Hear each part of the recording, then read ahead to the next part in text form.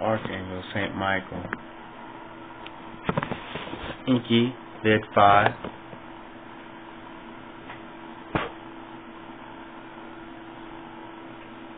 Get my frankincense going here. I'll be ready to go.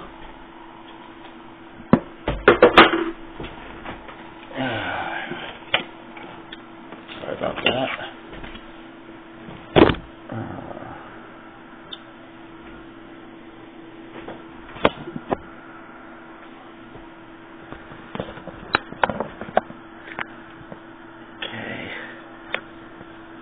Stone in here to keep this upright.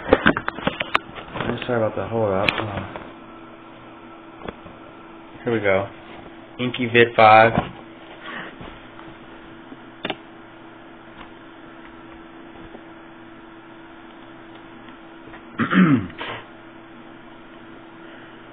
Sorry. Morning, Kent. It hit me with an ad. And I've been wearing glasses for years. To protect your true identity.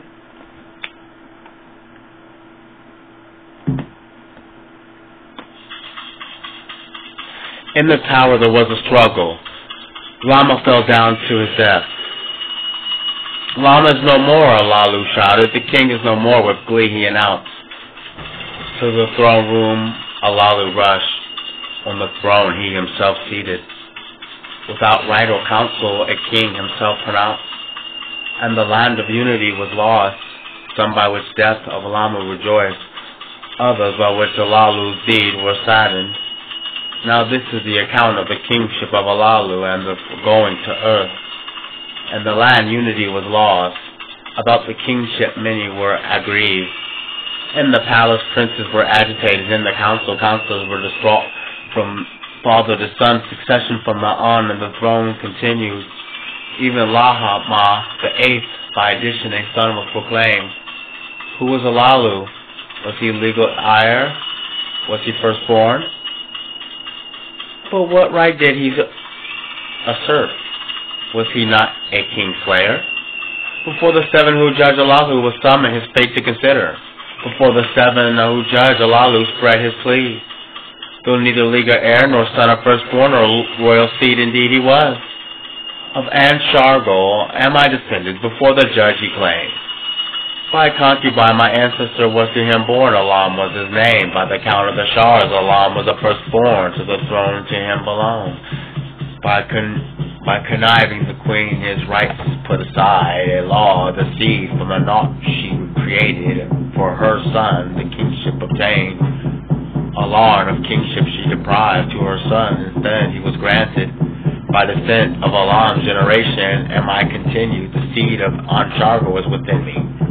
The seven who judged to Allah's words gave heed.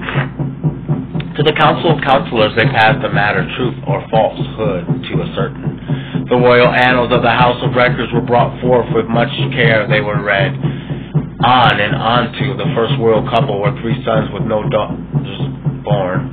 The firstborn was Enki. He died on the throne. He had no offspring. The middle son, in his deed, the throne ascended. Anib was his name. Anshargal was the firstborn.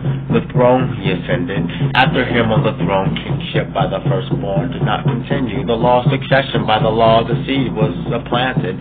A concubine son was the firstborn. By the law of seed, the kinship he was deprived. The kinship instead of Anshargal's son was granted. Her being half-sister of the king was the reason. On the concubine son, the firstborn, the annals made no record. Of him I descended, Alalu, till the counselors cried out. By the law of succession to him, kingship alone. By the law of succession to kingship am I entitled. With hesitation, the councils of Allahu an oath of truth demanded. Alalu swore the oath of life or death, asked king. The council him considered. In other words, they made him promise he was telling the truth about his succession and his heirhood.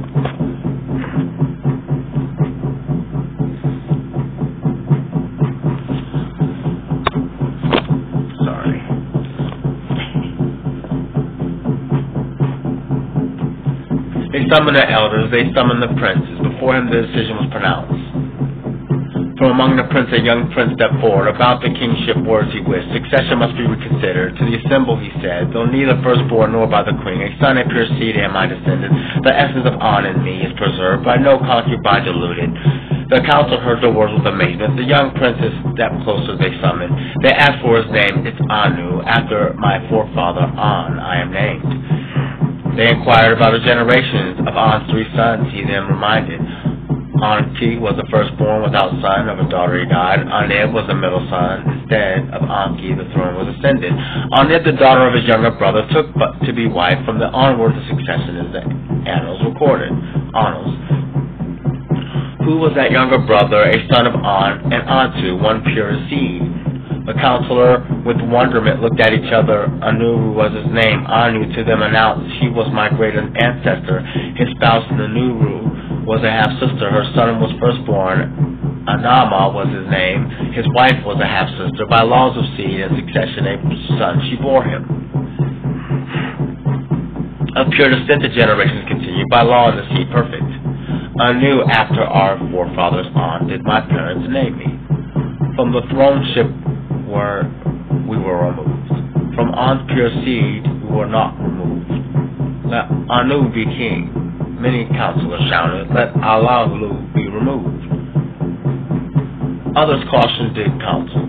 Let strife be prevented, let unity prevail. They called to Allahu, the discovered findings, to be told. The prince of Anu, Alulu, his name, his arm embraced offering to Anu, he thus said. Though by different offsprings of one ancestor we are both descended, let us live in peace together, Nibiru, to abundance return. Let me keep the throne, let you keep the succession. To the council's words he directed, let a new crown prince be, let him be my successor. He's saying instead of dethroning me, just let him be my successor. Let his son, my daughter's spouse, let succession be united. Sounds like a good plan. Anu bowed before the council. To the symbol he thus declared, Alu's cupbearer I shall be. His succession in waiting, a son of mine, a daughter of his, a bride shall choose.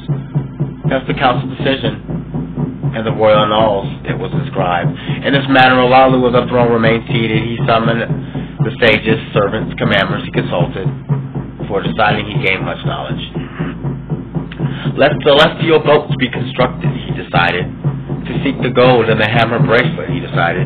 In other words, they want to travel out into space and mine for gold and asteroids. By the hammer bracelet, the boats were crushed. None of them returned. Let the weapons of terror,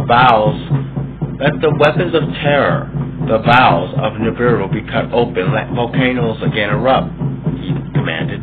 With weapons of terror, skyborne chariots were armed. With terror missiles from the skies were volcanoes struck. The mountains swayed, the valley shudders as brilliance with thunder exploded. In the land there was much rejoicing, and abundance there was expectation. In the palace of Anu and Alulu, the cupbearer, he would bow to Alalu's feet, set the drinking cup in Alalu's hand. Alalu was the king, Anu as a servant by him was treated. In the land rejoicing recited, rains with hail, winds blew harder. The drought continued, in other words. The belching by volcanoes did not increase. The breach in the atmosphere did not heal. In the heavens, Nibiru, its circuits kept coursing. From circuit to circuit, heat and cold grew harder and to suffer from orbit to orbit. The people of Nibiru ceased to revere their king. Instead of relief, misery he caused. Alalu on the throne remained seated, the strong and wise. The strong and wise Anu, foremost among the princes, was standing in front of him. He would bow to Alalu's feet at the drinking cup on Alalu's hand. The 9 counted periods, Alalu was king on Nibiru. In the night star, Anu gave battle to Alalu. To hand-to-hand combat with bodies naked, Alalu he challenged. Let the winner be king, Anu said. They grappled with each other in a public square. Doorposts trembled and walls shook. That sounds interesting. Alalu bent his knees to the ground. He fell on his chest. Alalu in combat was defeated. By acclaim, Anu was hailed as king. Anu to the place was escorted. Atulu to the place did not return. Man, that's cool. So they had basically a duel with no weapons, and it wasn't even to the death. One was defeated. It's very interesting. From the crowds of stealthy escape of the doings of Lamu, he was fearful. Unbeknownst to others, to the plows of celestial chariots, he went into the missile-thrown chariot. Alalu climbed, attached behind him closed. The 4-part chamber he entered, the commandment seat he occupied. That which shows the way he lit up.